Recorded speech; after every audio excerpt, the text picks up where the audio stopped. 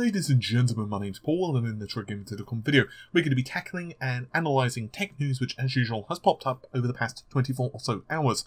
We're going to be starting things out with a couple of AMD pieces. The first is that the company have enabled NVMe on the X399 platform, and also we have evidence that we will be seeing custom versions of the RX Vega 64 from Gigabyte. We actually have a couple of images, along with reasons that we will actually be seeing these cards, because this is contrary to earlier reports. A pretty damn impressive update to the specifications of the GTX 1070 Ti/Ti. And finally, well, Albert Penello from Microsoft/Xbox bamboozled us, because he tells us that the Xbox One X is not a half step, nor is it a new generation of console. Yup. So, we're going to start things out, as I said, with AMD. This is just a quickie. So, it wasn't too long ago that AMD did tease that they would introduce a software-driven NVMe RAID driver. And this, of course, is pretty explanatory. It allows you to create bootable NVMe RAIDs in the X399 platform. Obviously, the reason they did this was to essentially get a leg up over Intel. Now, what the company have done is, well, deliver on their word. So there are a couple of different modes.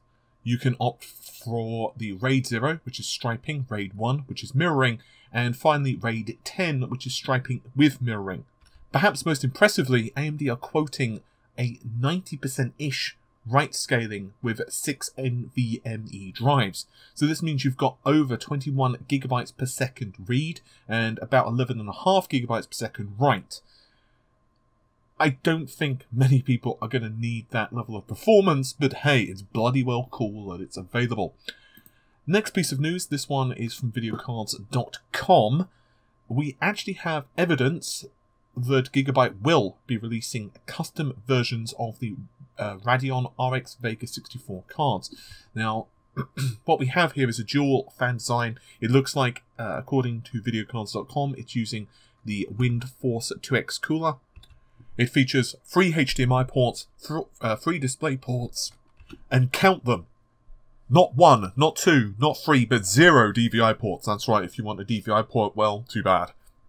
So why is this happening? Well, according to videocards.com, Gigabyte had no intention of releasing a custom version of the Radeon RX Vega 64, but they were suddenly given a whole batch of Vega chips.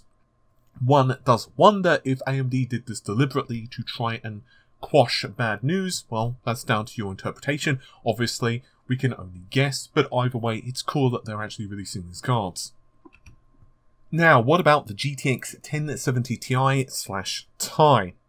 This card is looking like a complete and utter monster. So, the GTX 1080, as you probably are aware, has 2,560 CUDA cores with a memory bandwidth of 320 gigabytes per second with a 10 Gbps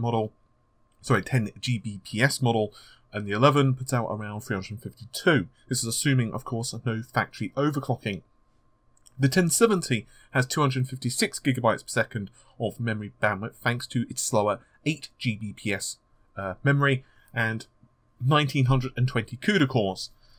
The 1070 Ti/Ti has 2,432 CUDA cores, so much closer to the GTX 1080, but the memory had been pegged at just 8, in other words, exactly the same speed as the GTX 1070, so obviously there was a disproportionate amount of compute performance versus bandwidth.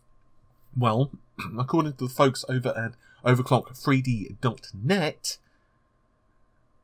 Nvidia have decided to crank up the speeds a bit, and we're looking at 9 Gbps memory modules instead.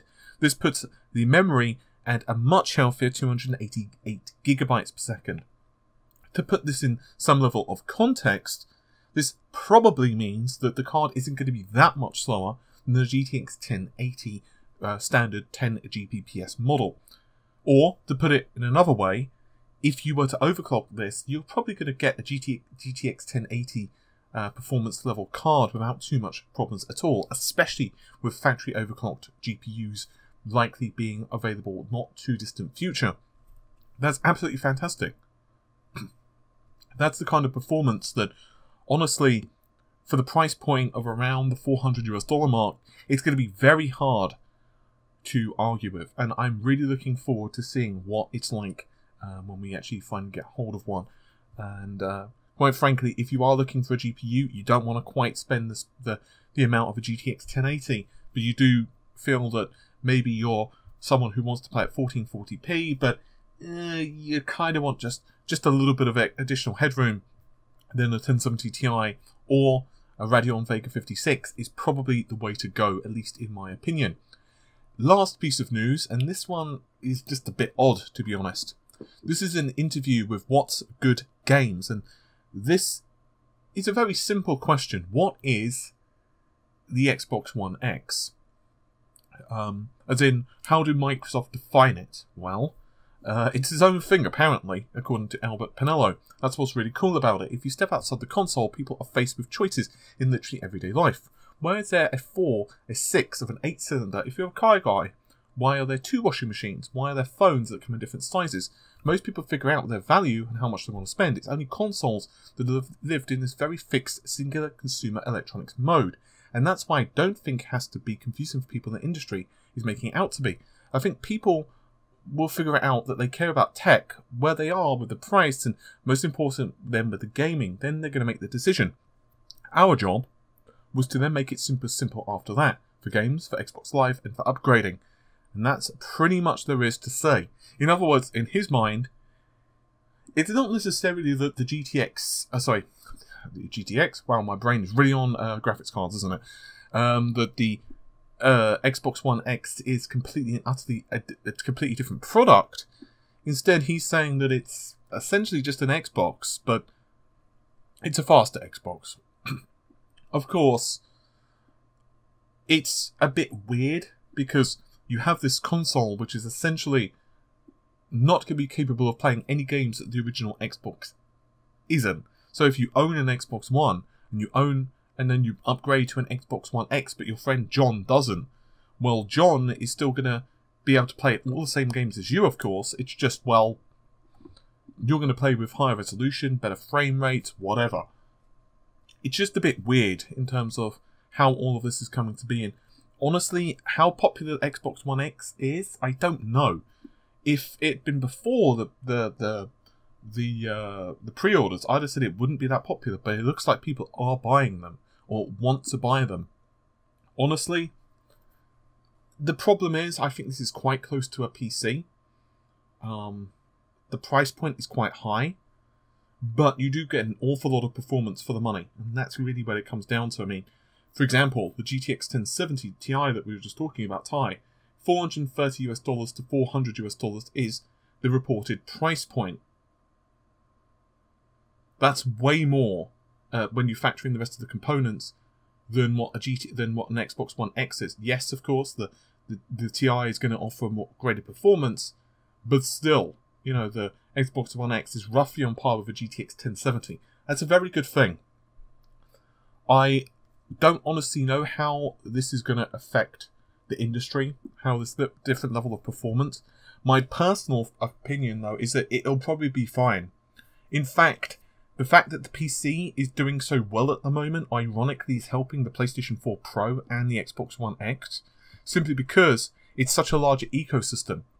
You can develop a game for the PC, for example, for someone who owns a GTX 1080 or a Vega 64, and that could be the target spec at, let's say, the highest settings. And then you simply offer the game with different versions at different quality settings. So, okay, we're going to have to drop the quality of the shadows. It can't be HBAO+.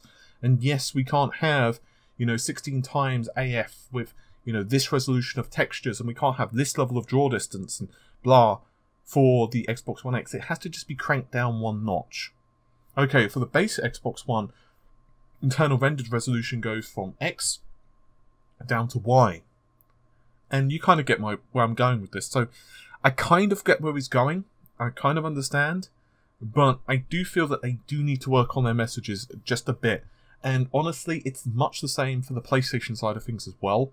I think that the PlayStation 4, the messaging behind it, well, rather the PS4 Pro, it wasn't that great. And well, let's just see how popular it all works out to be, especially because the Xbox One X has an awful lot of way to go to bring up the Xbox to the PlayStation's level of sales. And the PS4 Pro is actually selling pretty well in comparison to the base model. However, there is a distinct difference. The PS4 Pro compared to the base model PlayStation is not that big of a price jump, whereas obviously that's not the case with the Xbox One X compared to the base Xbox One S. With all of that said, hopefully you've enjoyed the video. I'll see you soon. Take care. Bye for now.